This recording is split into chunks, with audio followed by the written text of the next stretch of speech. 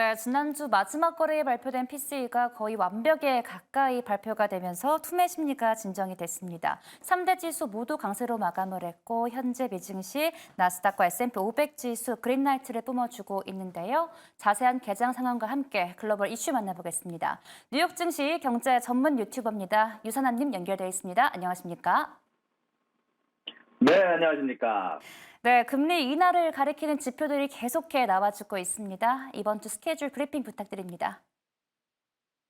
네, 일단 이번 주는 금리 인하에 직접적으로 영향을 줄 수 있는 노동 지표들이 일단 발표가 되게 됩니다. 오늘 같은 경우는 월요일이다 보니까 중요한 거시경제 지표는 없지만 화요일부터 지속적으로 발표가 되게 되는데요. 화요일 날은 졸트 구인이직 보고서 최근 들어서 나오고 있는 수치가 계속 내려가고 있었는데 계속 실업 관련해서 지표가 어떻게 될지 중요하게 볼 만한 지표라고 생각이 들고요.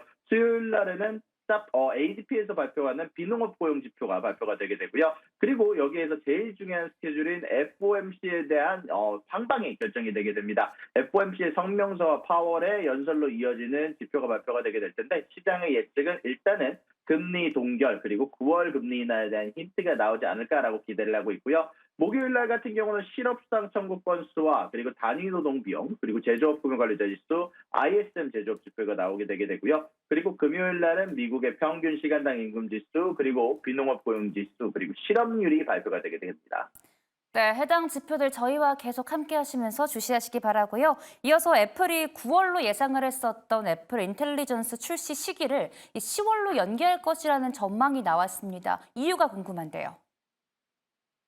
맞습니다. 아이폰 16 출시와 동시에 새로운 애플 인텔리전스를 도입할 거다라는 예상을 뒤엎고 현재 애플 인텔리전스 출시 시기를 10월로 연기할 거다라는 전망이 나왔습니다. 현재 블룸버그 통신을 통해서 보도가 됐고요. iOS 18과 iPadOS 18의 초기 배포를 진행하고 10월까지 소프트웨어 업데이트를 통해 애플 인텔리전스를 추후에 업데이트를 해서 고객에게 제공할 예정이다라고 발표가 됐는데요. 이제 여기에 대해서 문제가 됐던 부분은요. 원래 안정성에 관련해서 미리 어느 정도 점검을 하고 출시하는 애플 상황에상 현재 애플의 iOS 18과 iPadOS 18의 초기 출시에서 아직까지는 안전성에 대한 우려가 존재하기 때문에 이런 부분들을 확실하게 잡고 나서 여러 업데이트를 통해서 전체 애플 인텔리전스의 기능을 단기적으로 한꺼번에 출시하는 게 아니라 필요한 부분 그리고 안정성이 확인된 부분만 미리 출시할 계획이다라고 얘기를 했으며 이를 통해서 2025년 상반기까지 업데이트를 지속할 예정이다라고 발표를 했습니다.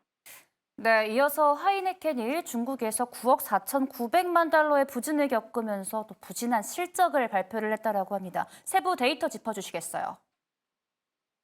네, 현재 하이네켄의 주가는 월요일 개장 후 거의 7%가량 하락하고 있는데요. 특히 런던 시간으로 오전 8시 40분부터 주가가 6.5%가량 하락했다고 합니다. 일단 영업이익은 12.5%의 유기적 성장을 보였지만 예상치보다는 미치지 못했고요. 예상 성장률 3.4%의 맥주 판매는 고작 2.1%에 그쳤습니다. 여기에다가 추가적으로 악재로 작용한 부분이 있는데요. 바로 중국의 맥주 회사 화룬 맥주 회사에 대해서 약 8억 7,400만 유로 투자해서 비연금 손상 차손으로 인해서 9,500만 유로에 해당하는 순손실을 기록을 했고요. 특히 최근 들어서 화른 맥주 같은 경우는 현재 미국에서는 China Resource Bureau라고 이제 브랜드명이 이제 다른데 일단 이런 부분들 관련해서 최근 1년간 주가가 거의 3분의 1 토막이 나는 상황이 좀 있기 때문에 이런 부분과 관련해서 추가적인 손해가 굉장히 컸던 상황이고요. 그럼에도 불구하고 하이네켄 같은 경우는 연간 영업이익 유기점 성장 전망치를 4%에서 8%로 수정을 했기 때문에 이것 자체는 긍정적인 메시지가 있었다라고 얘기가 나왔지만 현재 미국과 중국에서의 소비자 수요에 대한 부진 우려로 인해다 보니까 전체적으로 주가는 하락하는 모습이 나오고 있다는 소식이 전달이 되기도 했습니다. 네, 이어서 미국의 대기업이죠. 워너브라더스가 NBA를 상대로 소송을 제기했습니다. 그 리그 중계권을 되찾기 위해서라는데요.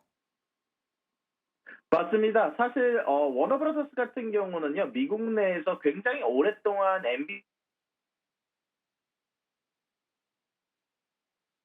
네, 현재 음향 문제로 연결이 끊기고 있다는 점 전해드립니다. 저희 다시 연결을 해볼게요. 유선남님 연결되어 있습니까? 네네. 현재 NBA 관련해서 가장 많이 콘텐츠를 시청하는 곳은 TNT 혹은 워너브라더스 채널인데요. 40년 동안 중계를 계속 해온 NBA 관련해서 내년 시즌부터는 현재 아마존, 디즈니, 그리고 몇몇 채널에 의해서 밀리게 되게 되면서 이제 방송을 할 수 없게 되자 여기에 대한 소송을 진행해서 현재 아마존에게 같은 가격을 제시를 했는데 우리를 무시한 것은 있을 수 없는 처사다라고 얘기를 하면서 현재 경기중개권을 되찾아오기 위해서 최선을 다하고 있다는 소식이 전달이 됐고 이런 부분들 관련해서 NBA 쪽에서는 변호사를 통해서 대응하겠다라고 이미 이야기를 해놓은 상황입니다. 네, 해당 뉴스 플로우 계속해 체크하시기 바라고요. 이어서 알리바바가 이 가맹점에 대한 서비스 수수료를 인상한다는 계획을 발표를 했습니다. 이로 인해 오늘 주가가 급등했다는데요. 네, 맞습니다. 알리바바 주가가 월요일 이제 장 전 거래에서 2.8%에서 3.2%가량 올랐다라는 발표가 좀 있었는데요.